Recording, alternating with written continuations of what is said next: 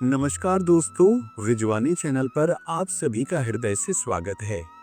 श्रीमद् भगवत गीता मनुष्य के जीवन की प्रत्येक समस्या का समाधान है। ये प्रेरणादायक संदेशों का वो महासागर है जो निराश मनुष्य को आशाओं से भर देता है। आगे बढ़ने से पहले, यदि आप भगवान श्री कृष्ण के सच्चे भक्त हैं और अपने जीवन में सकारात्मक बदलाव लाना चाहते हैं, तो भक्ति भाव से अपने इस चैनल विजवानी को अभी सब्सक्राइब करें। चलिए श्री कृष्ण के चरणों में ध्यान लगाकर इस दिव्य गीता सार को गहराई से समझते हैं।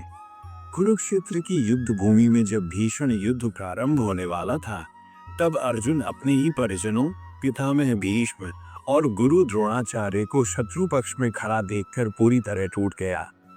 उसके हाथ से गांडीव धनुष छूटने लगा, शरीर कांपने लगा और आंखों में आंसू भर आए। अर्जुन ने कृष्ण से कहा, हे केशव, मैं इन अपनों का रक्त बहाकर कौन सा राजसुख भोगूंगा। इससे अच्छा तो ये है कि मैं भिक्षा मांगकर अपना जीवन व्यतीत करूं। अर्जुन का ये मोह वास्तव में हम सभी का मोह है, जब हम धर्म के मार्ग पर चलने से डरते हैं।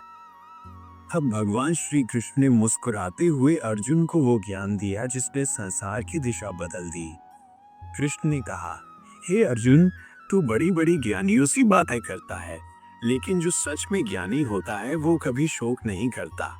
तेरे हाथ में कुछ भी नहीं है, तू चाहकर भी कुछ नियंत्रित नहीं कर सकता। जीवन और मरण तो प्रकृति की नियति है। भगवान ने समझाया कि ये सब लोग वास्तव में मेरे ही द्वारा पहले ही मारे जा चुके हैं। तू तो सिर्फ एक निमित्त मात्र है।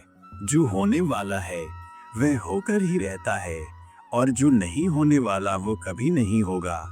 ऐसा निश्चय जिसकी बुद्धि में आ जाता है, उसे कोई चिंता नहीं सताती। श्री कृष्ण ने आत्मा की अमरता का रहस्य खोलते हुए कहा कि आत्मा नित्य, सनातन और अजन्मा है।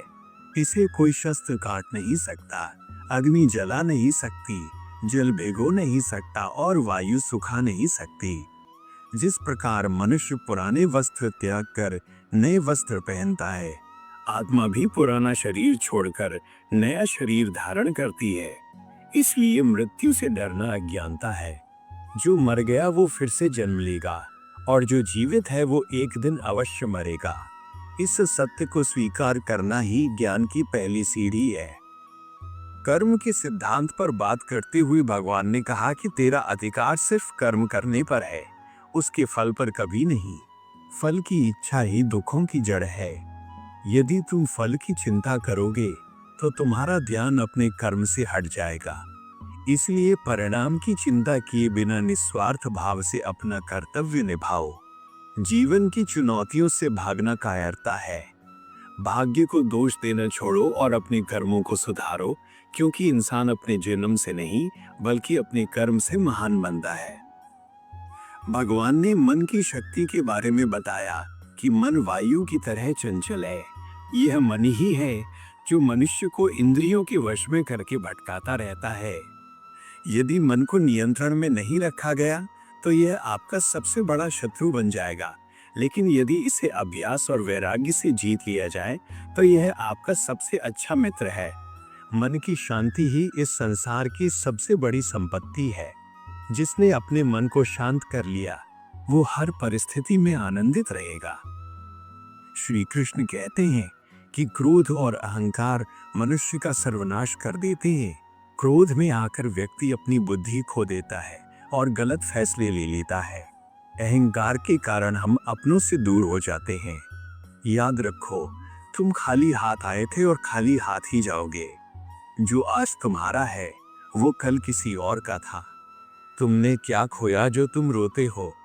तुमने क्या पैदा किया था जो नष्ट हो गया?